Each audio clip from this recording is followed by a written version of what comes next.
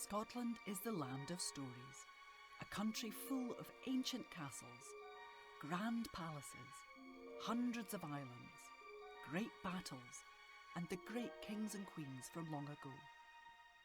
It's a land of fairies, of monsters that lurk in our deepest lochs, of magical beings who can shift from shape, to legends that have been passed down for centuries. Scotland is the backdrop for mystery, for romance, for adventure and for action. It's a country whose history is known throughout the world. When the time is right, it's a country that you can come and discover. You can search for our magic. You can reveal our legends. You can become part of our history.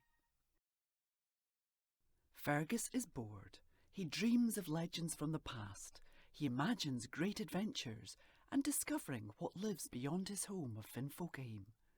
Let's find out what happens next. Are you sitting comfortably? Then let's begin. Fergus and the Finfolk. Fergus gazed out of his bedroom window. It was dusk, and the city of Finfolkaheem was becoming quiet. Only a few Finfolk were still in the streets. Chefs from the palace were swimming home to their families, mothers chasing their children inside to get ready for bed, market stallers closing their stalls, marking the end of another day. As he drew his curtains closed, he sighed. It had been another day the same as yesterday, the same as the day before, the same as all the other days. His life in the palace was full of routine. Each morning was a formal breakfast, then straight to his tutors for lessons. Gaelic, followed by maths, followed by science, followed by music. His favourite, though, was history. He learned of the Finfolk's adventures of the past, their magic island on the surface, their trade with the humans, and their journeys across the waters of Scotland. As he got into bed, he imagined himself as one of the Finfolk of the past. He imagined the adventures he would have gone on, the creatures and the people he would meet. Just as he started to imagine, he drifted off to sleep. Fergus awoke. He looked round his room. It was dark, apart from the faint light from the moonlit city sneaking through the curtains. "It's the middle of the night," he thought. "What woke me up?" He turned over and brought his blanket right up to his chin and tried to get back to sleep. Then he heard it. He sat up in bed. What was that? He got up and stood in his room, straining to listen to the silence, keeping perfectly still. Then he heard it again. He couldn't make out where it was coming from. Was it inside? Was it outside? Again he heard it, a little louder this time. It was coming from outside. He pulled the curtain open the tiniest amount and peered out into the moonlit city. Nothing. He waited. He stared. And just as he was about to pull away, he saw something. Something sparkle. He froze. Again, another sparkle. And the noise. He recognised it now. His tutor had made a similar noise when they were learning about animals who lived on the surface. It sounded like a horse. He grabbed his dressing gown, too curious to get dressed, and sneaked out of his room. As he swam down the corridor, the only movement was the swishing of the seaweed drapes that adorned the walls. As he passed, they glowed like the aurora borealis, lighting his way. He couldn't go out the main entrance, there were too many guards. He swam down to the staff area of the palace. He sneaked past the staff bedrooms where the butlers, the cooks and the cleaners were sleeping, and tried not to giggle at the song of snoring filling the corridor.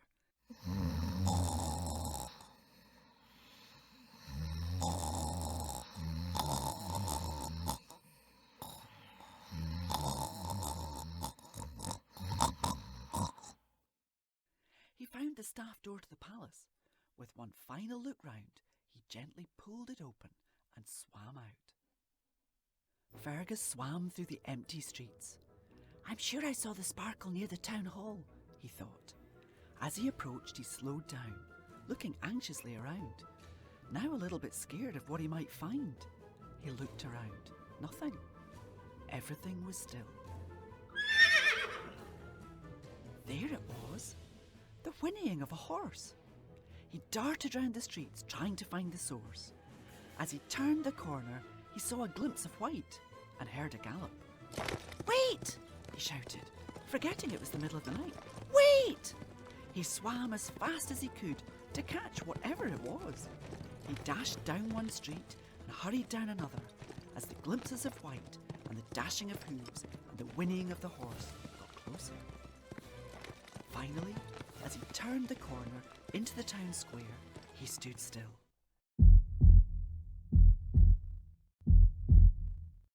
In the middle of the square stood a figure. He couldn't make it out. It was too dark. The figure moved very slowly into the moonlight, closer to Fergus. First one hoof, then another. And then, for the first time, he could see what he'd been chasing. Before him, in the middle of Finfolkaheem, stood a beautiful, dazzling white horse. The horse bowed his head to Fergus and spoke. "Hello, Fergus. My name is Caelan." Fergus stumbled, his jaw wide open in awe. "How do you know my name?"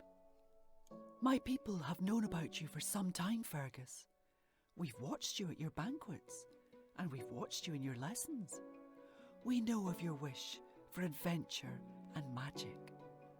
"But how?" Fergus asked, confused. "We can take many forms, Fergus. You see me now as an animal you may have heard of, a horse. But we can transform to many shapes, to blend in and not be seen." Fergus was speechless. His jaw was still wide open. He tried to speak, but only stuttered. Caelan laughed and shook her mane of hair. "Fergus, I'm here to answer your wish.